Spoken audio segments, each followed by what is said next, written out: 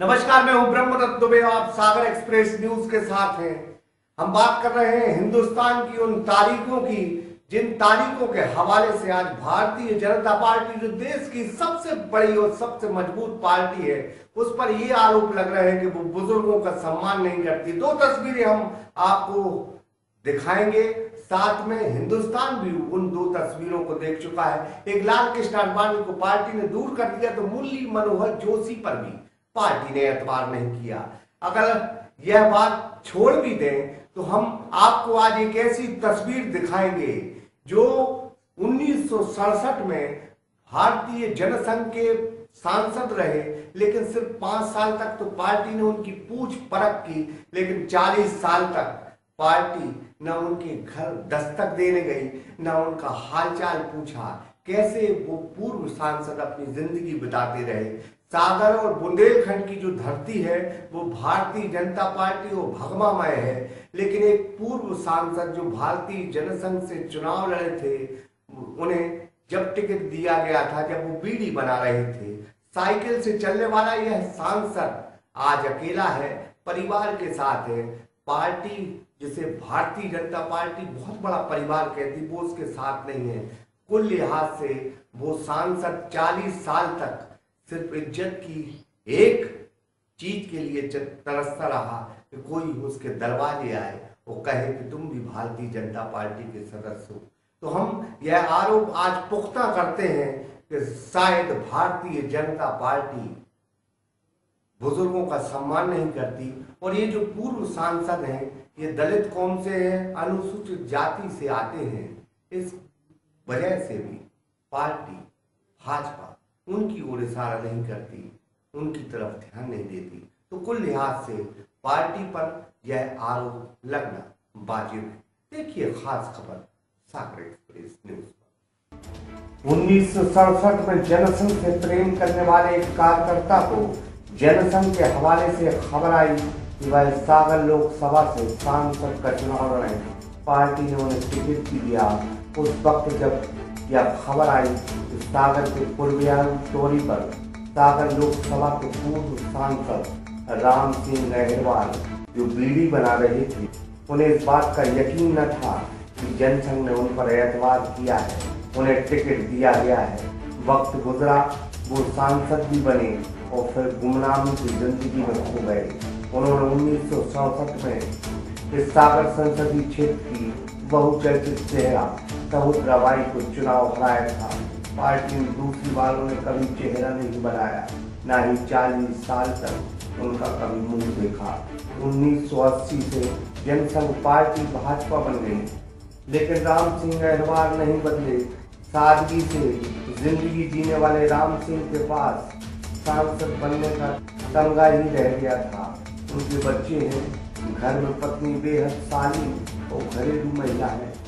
राम सिंह अक्सर साइकिल उठाकर शहर की तरफ निकल जाते हैं। सोचते हैं कोई तो आज ऐसा मिलेगा जो कहेगा कि आप सांसद थे, लेकिन वक्त की मार है और तारीखों की बाजीगरी उन्हें और उनके पूर्व सांसद की बात को कहने वाला आज हिंदुस्तान में कोई नहीं, बल्कि सागर में खुद भाजपा ही उनका नाम नहीं। पूर्व सांसद राम सिंह को जब टिकट मिला था तो वह बीड़ी बनाकर घर परिवार चलाकर डॉक्टर हरि सिंह और विश्वविद्यालय में पढ़ाई करते थे। उन्होंने कभी सांसद पीढ़ी का रौब नहीं जाना, वो बस एक सामान्य कार्यकर्ता रहे। उस वक्त भी उनका मकान कच्चा था, तो वो आज भी कच्चे मकान में रहते हैं। एक बेटा नौकरी करता है, जबकि पति पत्नी कच्चे मकान में रहते हैं। राम सिंह कहते हैं जब वो सांसद थे तो ठीक बात थी, लेकिन उसके बाद उनकी किसी ने सुध नहीं की। उनकी पत्नी भी बस यही कहती है कि कोई पार्टी के नाम से हमारे घर में ही नहीं आता। आदिवासी के लोग और पड़ोसी उनकी तारीफ करते हैं। तो आप मानती हैं कि इतने अब सांसद जितने भी हैं, इतने उनके पास गाड़ियां लग्जरी हैं, सब चीजें, आप लोगों के पास नहीं हो पाए, क्या वजह रही? हम जो नहीं हमारे आप उन्होंने से बात कर दियो। अपने पढ़े लिखे आदमी हम का बता दें। क्या नाम आपका? राज जो इतना को आया लड़की की शादी हो गई, लड़का उन लोगों के साथ अब ये तो याद है, बच्चा पढ़ रहा है, उनके सब भी बाहर है।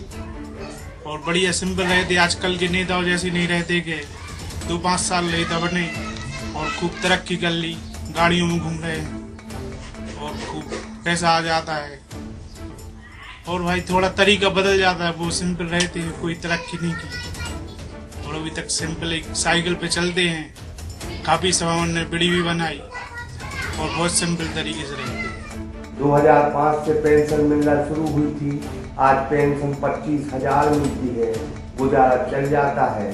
कुछ साल पहले लकवा लग गया था तो पूर्व सांसद कम बोल पाते थे। बीड़ी बनाए है 10-12 साल बीड़ी बनाई। क्यों?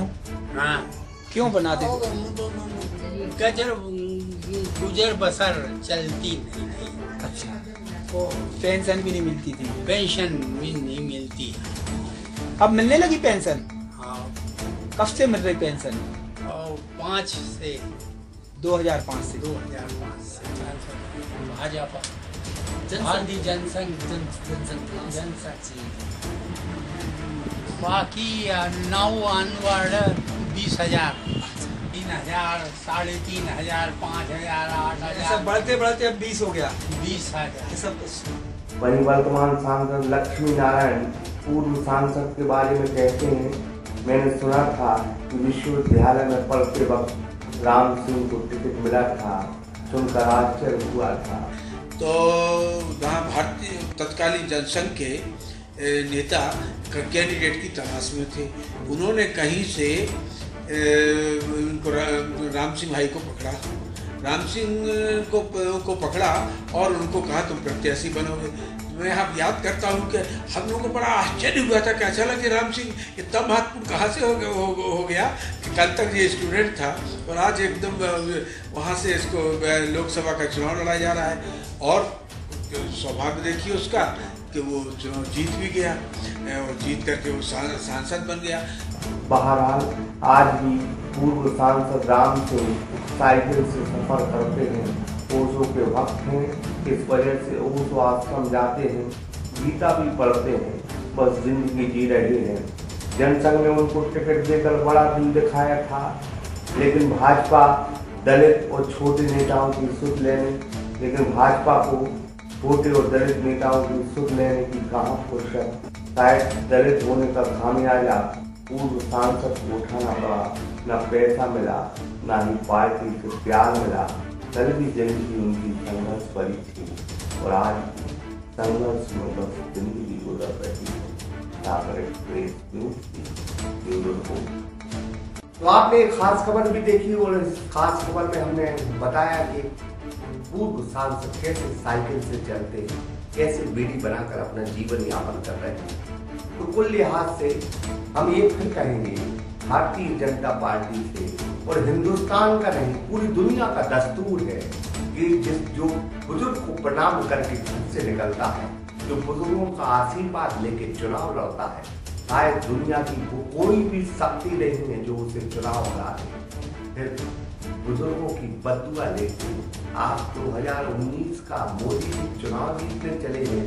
कौन बताए आपको कि बुजुर्गों के आशीषों में परमात्मा विराजते हैं।